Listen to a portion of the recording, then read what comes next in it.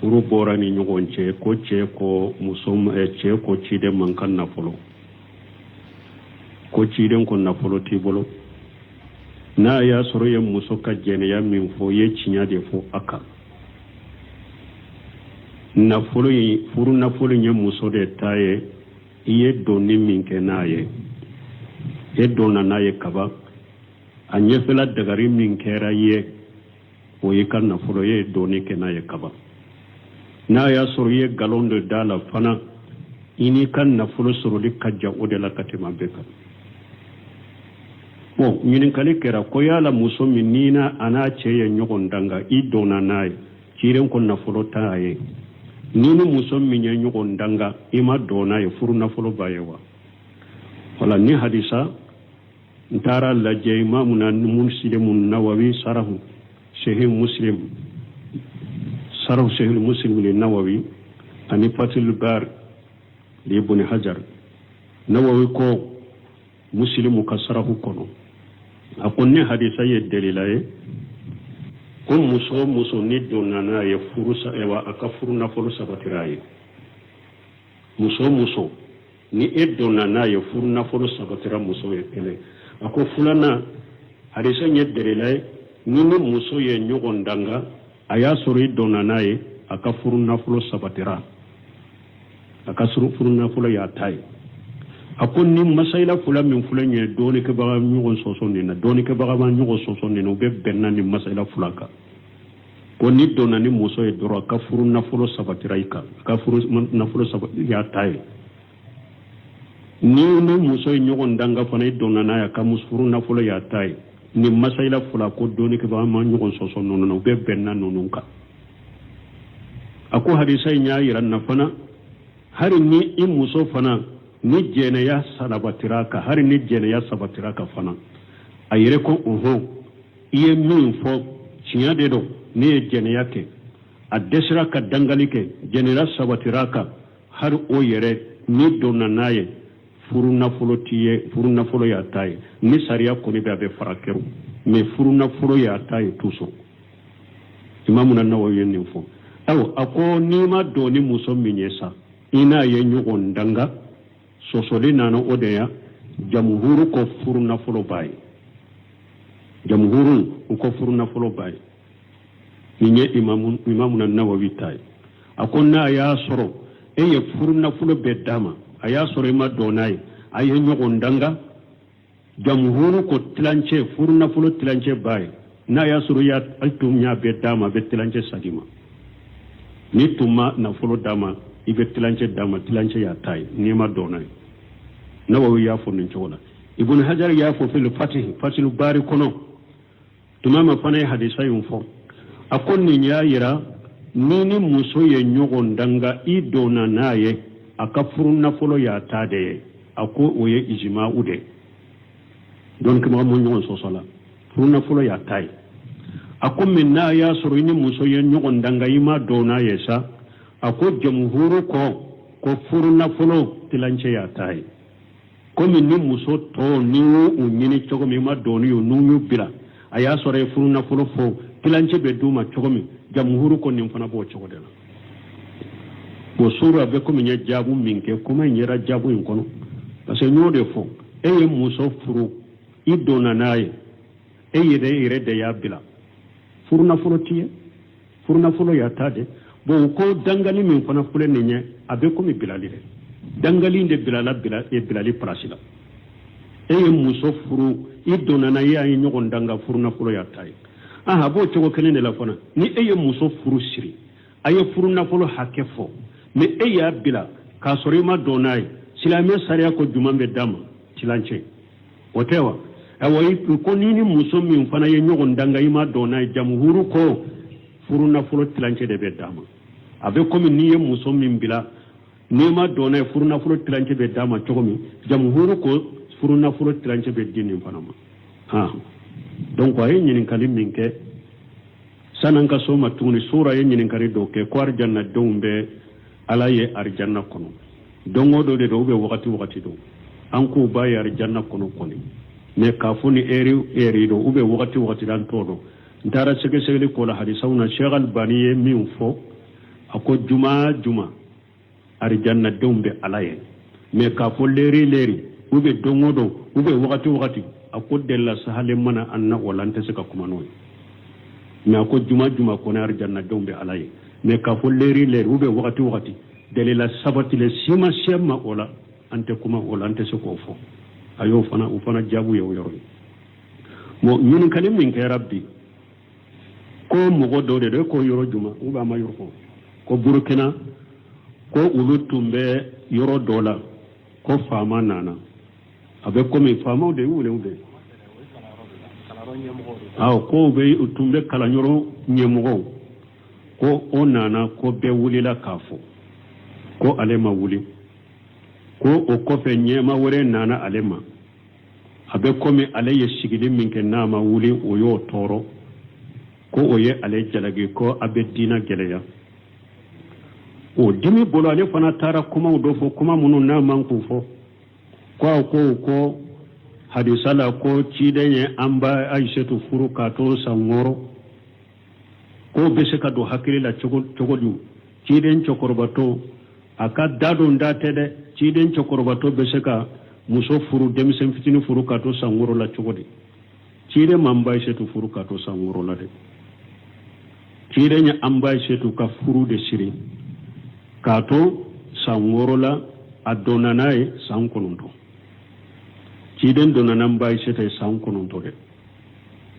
sangoro tede bo muso bali go yatta manse go yatta na ye ewa kalo boyede ni muso kanyana ma yorote kelenya chogomi ukabalo yorote kelenya chogomi muso dobe depuis san kononto abe aka kaluboye ni muso kaluboye doro abali ko yara wotel la gosigle cidenye no mugo be nin fo nunun to de ka cidenye re la gosi ka cidenye re la gosi nunu ni kuma jugu bele bawde umani hada made umani fo boka ma hari doni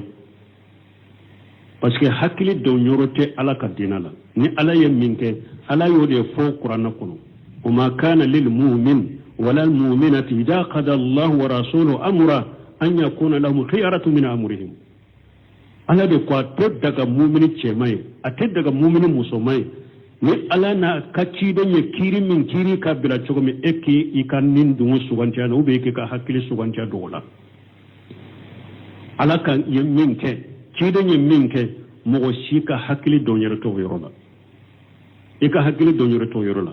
min mitaye ko ye oda yake oda ya nyamariya eka hakili na donyere to o yorola ko akofana ko hadisa min nana ko manto ko cidon ko kam manto bettila bi wolon fula ani saba ako mun naw fana la ko cidon be seka so ma chogodi o ye hadisa sahalenye an ko de parce que ne de la ko foya nko mogo be dina kono ni hakilina jugu bala ube hakilina jengele tigido ube bidia ba bolo atigite seka so ni hadisa ma parce que ni hadisa ma nya tigima na tigi ni hadisa kenya dura sunna ni hadisa ma abe ngalon minna abe jenge minna abe inhirafu minna abe bidia minna abe boala de ube abe ayre ba yere do ko ale tasuma dunkay odi ato ute swama donc hadisa in ka kene hadisa in salene do cide nya fode akwale kam mantom betila katabe wa bi wolon fulani saba bi wolon fulani fulan be tasuma kono kelende be kisi kelen min be kisa yo kisi sababu ko hum ala ma ana ali wasihab hum ala ma ana ali wasihabi ciden ko munun nenin ka shebo be ala bato togo min kane agida mununka ani dina togo min ka mun mo munun bo ka wulude be kisi humul jamaa munun farala nyogon ka shebo tabina benna ka min ke dinai munun be insonna o ma ka bato togo no ka agida bolo ka wulude kisi baga ato be jamaa halakile ale tigi na matubi alama afraka ale ka kuma cogo munun fulen ni yede ale bendin jama halakilen dena parce que kuma tilelen ta da hakilina nyuman tala aka hakilina jengenen do bidaw babolo no mo min ka hakilina jenge shera de fo ka cide nyere de doya mun tora ela temma to etala tugunyo min ka shera cide nyere doya li de ma e ka hakilina jenge na jenge dambela sa namma fo ko ni bora dina la parce que mo ciden la gosi ka sapute ka doya ciden nanini be hada madel la bo islamia kono de irida do de ki la murte ki bo islamia kono ambe ala dele ala katigi kala ciden ni hadisam min fode bi wolon fulani fula ala ma faratigi ka tigi be bi wolon fulani fula indela parce que ale ka hakilna jengena kaba ale be bidew la kaba ale be fitina la kaba ale ye ciden doya kaba ale be bi wolon fulani fula indela fo ka tube kata alama donc ko fe nu sigilen tora jalage bo fanaka parce que an ko nin dina hada maden kan nin dina minani hikimai di ha aw akwa ale sigira ko ale ka wuli a wulila donc ambe doni ka ba ko ciden ka risana man tamassala man habba an yatamassala lahu rajul qiyama falyatabawwa maq'adahu minan nar ciden ko ni mo min yakanu ni nana yoro la mo ka wuli ka joye ciden ko yere ki ka sigi yoro labbe janaba ko yere sigi yoro labbe re janaba ko ni mo min yakanu ni na jamala doro be ka wuli ka jonne ciden ko ni mo yo kanu yere de kera sababu ka sigi yoro labbe re janaba ko Anas ibn Malik ko ako sebo tumbe ciden kanu kosobe mais ona tabe ni ciden nana ewan ka sebo sigilen churu yorome mo cite wuli ciden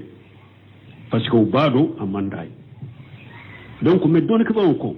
ahramu yara ni mo min don na doro akera karamu akera fengore ni mo min don na jamala doro e ka fo jama ka wuli ka jo ka jo kifo ko fe ka sigi haramu do ni mo ye mo nyamara nayi ube ya kanu mo ka akiye ye haramu ke ciden ko yere sigiro labire jannaba ko le o ko sisa na nyugona kera ebe yoromi e bado ni karamo nana ima wuli abi doya ube imtihani wakati gizame wakati abatige kaboyiko ko ye jigollan ko lance kale sigira batige kaboyiko ube fama yorode do e yere yado nima ke ube doya doni ke bawo ko e ka wuli ni karamo nana e ka wuli fente eka alim min ya kanu ka wuli ka joye junuba le de la sisa me ka wuli kan yere di doya mama mo yere kana ke sababu ki yere doya ki yere di doya mama ni karamo nana ni karamo do ni e yere yado nimma wula ba toro abin doya ube abatti gen ko gizame wakati ube fama yoro de do nimma ke doro ba fu ni fama doya ube me fana mina kin doya ube se kata ibugo ube se kata do kasola doni ke ba ko ni atigi nana e ka wuli ka jo na be eddu sukun kono kaba wulilin kon ya be eddu sukun kono kaba e ka wuli ka jo ikani yere la se dogoyale malima me min nya kanu ka wuli ka jo ay junuba le de ka sa junubuti e ka mo kan no yoro fam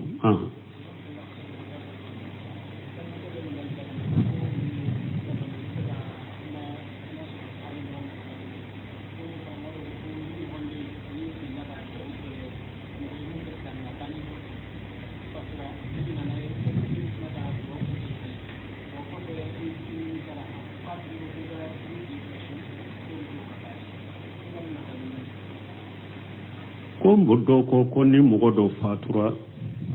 e mo defo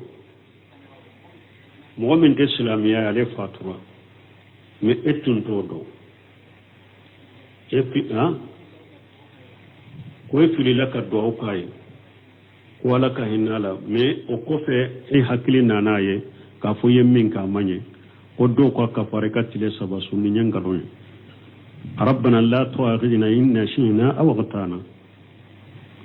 abe qur'ana qur'ala nanyina na kammin ko ban katawra kammin kai kana amina na kara e boro dafili de ani qataw foi ta tigila ibe ala ya fadel dro astaghfirullah wa ubanna ibrahim atafuleke kuma kana istighfaru ibrahim li abihi illa mawidata wadawiya falamma tabayyana lahu annahu aduwwan lil tabarra minhu ibrahim tumbe duwa ke faya ka to kafiyaka ata do metuma ibrahim nana do ko fa sara kafiriya kama bo ka kafirala atumbe duwa min ka ya abari ara ka bo duwa ma donc ni ni nana de ka duwa ke mo ya ni e wa duwa man ka ube de dade filela ube filela nunu hakili jigna wati mi ibe ala ya fa dele dero yo min ko me ka fo sunde go no fe sinto no fe simana no fe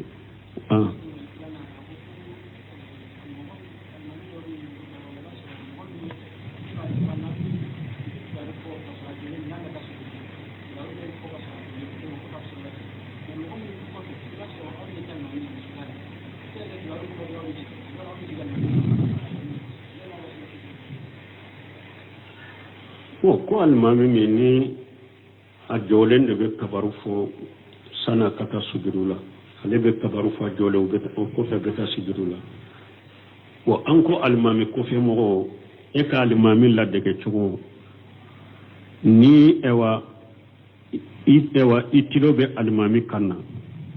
e be maraseni ni almami kande ciden ka sebo tunkera ko ni ciden beta urukula o be beta sujudula kunni cide mbirila kata sudurula kulu kelente ni bi iko kuruku be uruku ko fo ciden kankatige ko fo ciden kankatige yoromi wala ulu fana be birile damina katu ka birile la bo nita ewa ite alimami kammesa ni nyaade bala iba lajje na birila atten sera duguma e fana be ka birile damina o yare ni nyata ni ita kamme iba allaje ube be alimami ko fe mo laje abe nyogol laje kata abe biri nyogol fe kata o chogola bo konnin ko ulu be yoro min ulu nyate alimami la meni alimami e kabaru ke donc ulu ba mira alimami e suduru bide ulu do be se kata ulu be ne kumbele mina do ulu do be se kata kumbele mina alimami nye ulu be se kata suduru na alimami o be chogodi bon nunu na nyogono doni ke ko ne e nyate alimami la jama safu nunu tugule me nyogona safu laje e kana alimami kan jate mina e kana ne alimami yere ja do alimami jolen de be kabaru fo e nyate alimami safu de laje safu nunu be enye ibe ulu laje nu ulu birla ibe bir kumbele mina na nu tara sujuro ibe ta sujuro la alimami kan toy ne yere ya do kaba ko ne alimami kan ni e taro nofe e be tabir alimami nye alimami kayin toye ka jamal laje alimami kayin ko na alimami be katawla ni yorola o hari ne aya sura alimami mo min fana e tara alimami nye don kama ko ni sugun ni e yere ya don tara alimami nye sagi ka wuli ka bi alimami o fente ka sallila misali la e tari ka kumbele minanye i tara kumbele minale minke alimami nye ka soro ita kalamade me asabatira ko ni alimami ya nyogon soro kumbele la fente e kanina ni nyaade tala ni seko de tala yi soro kata wudela ika sallika kene ni alimami ko ni nyogon soro kumbe bilanda kaba abanna ube ni alimami ya nyogon soro sujura abanna ni kata wude yi soro nono na itara nya ni soni fitini minye me ayi soro ala abe yi sujuru ke nyogon fe o ko fa wulila kabarula yi wulila fo itika sujurula o munu musoro ni kata wula ni tugula ni beta nya ka soro isa de tala kata wudo ika sallika kene wala bismillah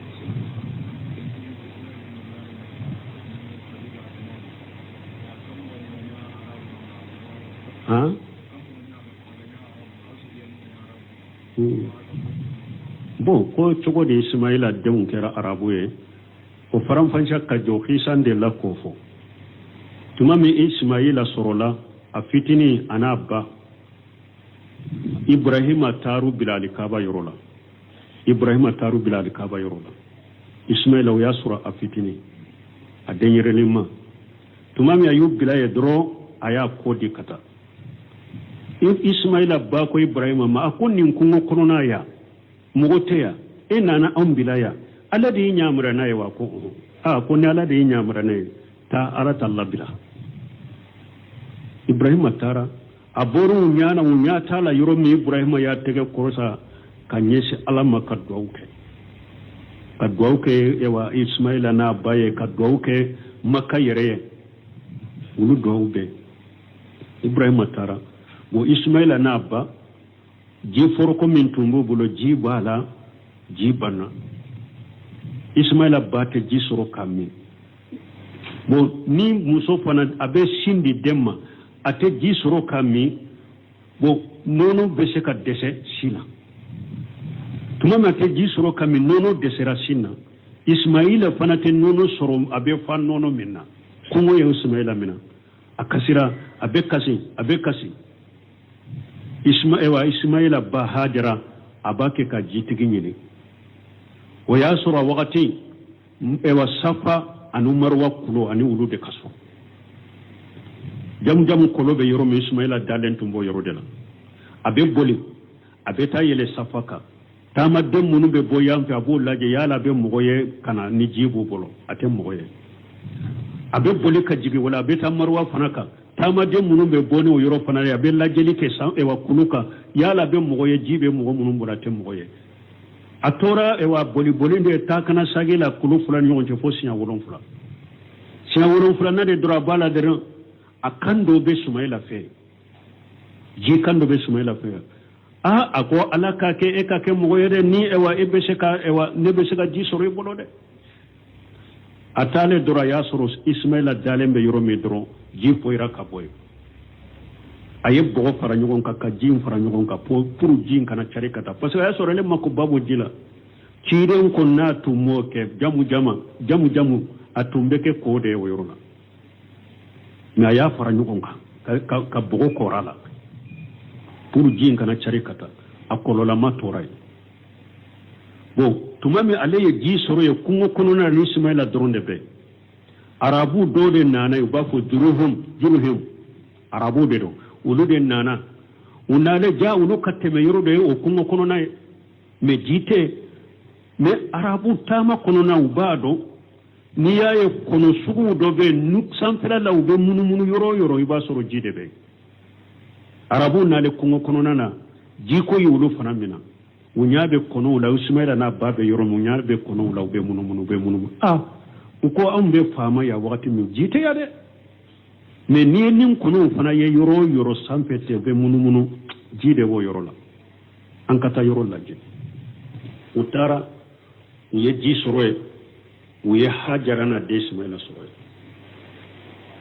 uko ewa amba fe ka sigika parika ya de yawa ako basi tala be sigika parinka ya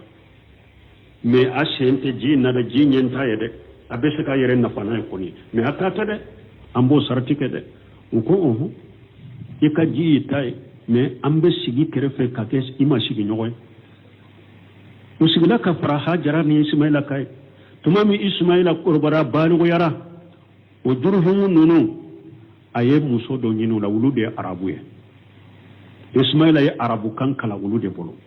aye arabu kan wulude arabu kan defo ismaila ye arabu do ni chode la kake arabu ye aye udde muso do furu ibrahima wakati abeta bo ismaila na bala ismaila ba fatura hajara fatura ibrahima tara bo ismaila la aya soro ismaila te atara sogo fagala kungo kono la me ja ya soro ye muso do furu juruhimu nonona ibrahima ye muso yininka ismaila la ako atara kungo kono la ibrahima ye muso yininka ka balo chola ya kan ko ne be gele ya danna ya ki mante dumuni nyumante gele ya be bankanda ambete ibrahima ko ako ni chena na komba fo ika fwaye konne kwa ka duda yelema ibrahima tara ismaila nana droit akera komi mugo dode ya fo ismaila ko do nani kofe aye muso nyine ka ko dode nana ne kofe yawa ako chokoroba do nana ikofe beta aye fo anya nyugo fo aye nyine kankanya na mo ya chokola ya nya fwaye kwa ko yala ye washa kanto iburo ako ni nana nke ka foli lashima nke aka foli lashima kike ka duda yerema ako min nana de akon fa ibrahima de ayi nyamari akon ka ebila taika mo fe muso intara o ko fi o kabila kele ismaila yu do muso wore furu wakati ko fe ibrahima nana bula tuguni ama ismaila soray aya sora tara ko kono ay muso inde soray o ye nyogon fo aya nyininka o kanya na may sugni ka balo chola ko ambe hera la yakoy jinu ma dumuni nyuma ko kanya na may no ka balo chogo tanu kosobe ismaila tanu kosobe o ibrahima ko ni che nana ko mbafo ko ne ko aka duda safati ismaila na la kera komi dole ya fay ako dore nana ne ko fe ako chokoro ba do nana bete anya nyogon fo yinin ka an ka balo chogola ambe hera minna ya nya be fo ako yo shakanto bolo ako ni nanan ke aka fole lasima ku ki ka duda sabati ako duda nye ede chokorwa nye fa Ibrahima de ako ka emina nka ikse ka furu sabati wala o jurhimu nunu de Ismaila ka kabila aka arabu ya asoro choko fule jurhimu nunu aye arabu kando ni ulu de ka muso furu ulu de la donc o muso de deun kera Ismaila ka jurya nu kera arabu ya soro len fule Ismaila aka ewa arabu ya soro len fule arabu nu borala asoro choko fule ninde subhanakallahumma rabbana bihamdika ashhadu an la ilaha illa anta astaghfiruka wa atubu ilayk kamu soye nyogon danga ko fe furu borani nyogon che ko musom che ko chide mankan na folo ko chide ko na folo tibolo na ya soro ye muso ka jene ya min fo ye chinya de fo aka na folo yi furu na folo nye muso de taye iye doni min ke na ye e dona na ye kaba anye fela dagari min kera ye o ye kan na folo ye doni ke na ye kaba na ya soro ye galon de dala fana ini kan na folo soro di kajja o de la katima beka bon ñinin kali kera ko yala muso min nina ana ceye ñogon danga i dona naye ciren ko nafolo taye nini muso min ye ñogon danga ima dona ye furu nafolo baye wa wala ni hadisa ntara laje imamuna muslimun nawawi sarahu sahih muslim li nawawi ani fatil bar li ibn hajar nawawi ko muslimu ka sarahu kono akonne hadisa ye dalilaye ko muso ni donana ye furusa ewa aka furu nafolo sabatiraye muso ni donana ye furu nafolo sabatira muso ye kele ako fulana hadisa ye dalilaye ni muso ye nyogon danga aya sori donana ye aka furu nafolo sabatira aka furu nafolo ya tai akon ni masaila fula min fula nye doni ke baga nyugon sosoni na doni ke baga ma nyugon sosoni no be benna ni masaila fula ka ko ni dona ni muso e doro ka furu na fulo sabatiraika ka furu na fulo ya tai ni muso e nyugon danga fana dona na ya ka musfuru na fulo ya tai ni masaila fula ko doni ke baga ma nyugon sosoni no be benna no ka ako hadisa nya yiran na fana hari ni in muso fana ni jene ya sarabatiraka hari ni jene ya sabatiraka fana ayire ko iye min fo cinya de do ni jene yake adesra ka dangalike jene la sabatiraka har o yere ni donna naye furuna folo ya taye ni sariya ko ni be farakeru me furuna folo ya taye tuso imamu na nawawi ni fo aw ako ni ma do ni muso minyesa ina ye nyugon danga sosoli nana odeya jamhuru ko furuna folo bayi ninye imamu na nawawi tay akonna ya soro eye furuna folo bedama aya soro ma donay ay nyogon danga jamhuru ko tilanche furuna folo tilanche bayi na ya soro ya altum nya bedama be tilanche sadima ni tuma na folo dama ibe tilanche ya tay ni ma donay nawawi ya fo nin chola ibn hajar ya fo fil fatil bari kono tumama fana hadisa yum fo akonni nya yira nini muso ye nyogon danga i dona naye akafurun na folo ya tade ako oye ijma ude don kuma mo nyogon so sala furun na folo ya tay akommi na ya soro ni muso ye nyogon danga ima dona yesa ako jamhuru ko furun na folo tilanche ya tay komi ni muso to ni o nyini chogomi ma doni yo nunyu bila aya sore furu na furu fo tilanche be duma chogomi jamhuru ko nim fana bo chogodela bo sura be komi nya jabu minke kuma nyera jabu in kono parce que nyode fo eye muso furu idona naye e yere de ya bila furna folo tiye